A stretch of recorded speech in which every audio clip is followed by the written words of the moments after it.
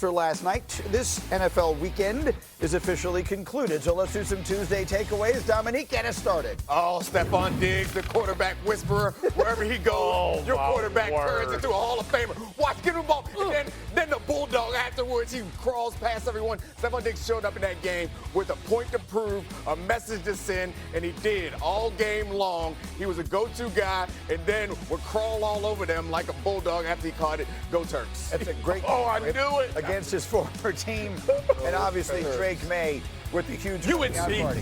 Jeffrey, give me a Tuesday takeaway. Emeka Egbuka is an NFL star. This kid has lit it up. Baker Mayfield is the leading MVP candidate. That is a huge reason why. They got 7 different combinations of offensive line, no starting running back. What do? They just go through it at one of the best defenses in the league and absolutely torched them. Congrats. Tip of the cap, my man. He is balling. Playing without Mike Evans, he has clearly stepped in to become that team's Chris Godwin before that. number one receiver. J-Mac, give me a Tuesday takeaway. Did you see the Eagles game? The running backs touched the ball 9 times. And How many? Saquon Barkley, 9. Jeff, 9. Saquon Barkley only had 6 carries, and they were winning the game by 14 points later in the game. I could not believe this. Philadelphia Eagles running backs. Isn't that their identity? Yeah, well, no, that's the thing. So yesterday, Damian Woody, sitting right where you're sitting right now, I said to him, have the Eagles lost their identity? And he said to me, Greeny, you can't lose something you never had. This team doesn't have an identity. Last year it was, clearly. They ran the football with Saquon Barkley. This year they don't. I want to play something for you because there's been a lot of talk about, well, why are they throwing it so much? Were they forcing the ball to A.J. Brown? I brought that up with Alex Smith on Sunday Countdown this Sunday morning, so obviously before this game. And he was talking about the pressure that the quarterback and everyone feels when the receivers don't feel good. I've been there when you step into the huddle and your star receiver, right, is not happy. There's no eye contact. They want the ball. And then you break the huddle, right, and you've got your plan and all these things you're thinking about. And in the back of your head is this. I got to get him the ball. I got to get him the ball.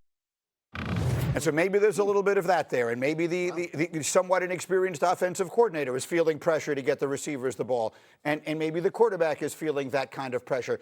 You're the offensive player in my group. You played with a great quarterback and great receivers. Do you understand what Alex is talking about? 100%. Did that ever happen with Peyton Absolutely it happened with Peyton. They'll come to the huddle, they ain't looking at him, they'll be like, they turn their head a certain way because they ain't getting enough Marvin touches. Harrison and Reggie Wayne? Yeah, man. I mean, 2 Hall of Famers. They're going to be pissed. They don't get the rock. They're not happy, right? The receivers want to catch the ball. But the bottom line is everybody at this desk last week, 2 weeks ago, 3 weeks ago, have been able to talk about aesthetically pleasing football. I am so over it. Who cares about how it feels to a receiver, to a tight end, to a running back, to whatever you have to do to win. And by the way, let's pump the brakes on Patullo, right? Like, it's 5 games. Yeah. He hit 5 games, and they're 4-1.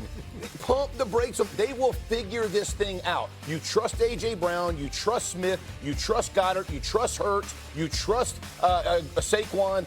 It will be fine. But everybody wants to try to fix problems that we're all talking about. Fix it in the locker room first and foremost. Well, the problems are there. So, I agree. Everybody's got problems. No, I understand. Yeah, Everyone has problems. So, I'm not hard on Kevin Patullo because I think that they came up against a good defense. Yeah. We forget the fact that they played a really great defense and came up short. The reason why they had problems was not because of the offensive coordinator. That defense was really good. And they were doing things in this game that I think that they should have been doing early in the season, but they aren't good at them because they haven't been doing them. But just look at the number on the bottom of the screen that was there a moment ago. Saquon Barkley had 6 rushing attempts in a game in which his team was winning by 2 touchdowns in the 4th quarter. Yeah. That is very hard to wrap your head around. Their run game is not functioning at the level hardly any run game has ever functioned at the level theirs did last year. So that's a lot to expect. But it's not functioning highly. There's a play in a game where Saquon bangs his knee, and he showed up on their injury report yesterday. So I wonder if maybe there might have been something there, but he was still in the game, and he was catching the ball. So look, it was never a very complex offense, even when it was working at a high level. So it makes sense that defensive coordinators would be able to figure it out. What that means is you got to start doing something. There's got to be some kind of wrinkle, some kind of adjustment you can make on offense. That's on Kevin Patullo, and it is on Nick Sirianni to get that figured out, because right now they are not generating what they generated last year in the run game with Saquon Barkley. If that's coming, great. But Again, it never happened until last year for anybody, so you can't count on it. And when you talk about figuring it out, like you said, like, hey, they're going to make it work. There's so many guys that you trust.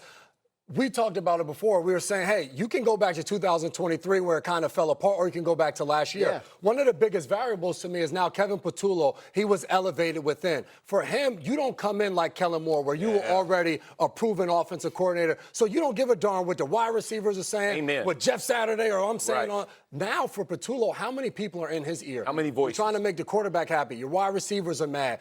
The head coach you have to appease. There's so many different voices. What I wanted to ask you just very quickly, just go back to the Alex Smith thing. Like the most famous moment you and Peyton Manning ever had was when you're yelling, "Can we run the ball?" Absolutely. And he's like, "Just quit calling plays." Right. Isn't there someone saying that? Like, can we run the damn ball? What are we doing? 100%. And the problem is that they when you talk about identity problems, they ran the ball, they threw the ball 19 times on first down, right? We talked about that's and rushed it 5. Bad ratio, right? Like, I get it. I'm not game No. They need to get better at throwing the football. I agree with that. Right. I agree with that. When the best time to throw it is on first down, they lost this game. That doesn't mean throw it all out. They lost a bunch, or they were close in other games that they should have lost early in the season because they were not effective offensively. You can't be good at something that you don't do. So this week is the first week that they tried to throw the ball. Yes. They weren't great at it. Yes. Keep doing it. The indictment is in the second half, 24 offensive plays, 23 of them were passes. That's the indictment where you're winning the game. 14. Yes. That's fair. Let me get to some baseball highlights this morning as well. The NFC, A.J. Brown will force the Eagles to deal him by the trade deadline. Dan, is this an overreaction or not an overreaction? It's an overreaction. Okay. A.J. Brown does not want to be traded. The Eagles don't want to trade him. It's a little rough there on offense in Philadelphia right now, and A.J. Brown would like to help. I think it's easy to hear the wide receiver, grousing about not getting the ball enough and think it's about wide receiver being a diva. That's not the case here. A.J. Brown wants to help the Eagles' offense be better. He knows it can be better. He wants to be part of the solution, and I think the Eagles want that too. I would sure hope this is an overreaction. He's one of the best receivers in our game.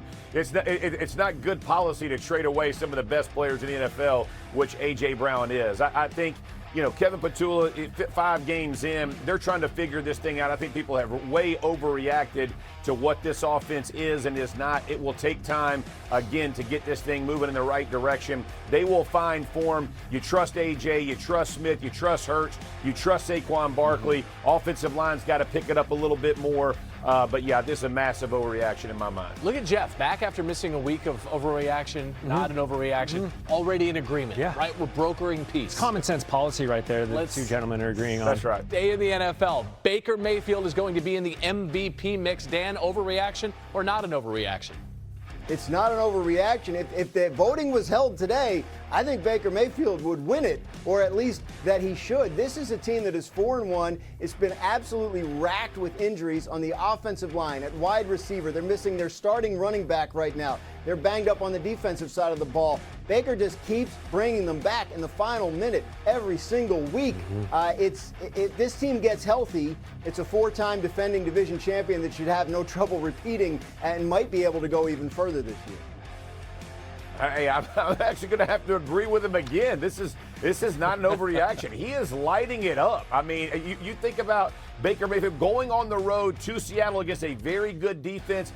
And to Dan's point, I don't know how many, 5 or 6 different offensive line combinations. Irving is out, Evans is out, and he just keeps finding ways to put points up. And in the most important moments. I mean, these aren't like flukes. These are drives they're putting together in the game to win these. It's been a massive year for Baker Mayfield, definitely in the MVP conversation. I don't have an MVP vote, but he would get mine after the tunnel video in Seattle. And if you don't know what I'm talking about, just give it a quick Google. Wow. Hey, let's go to the AFC.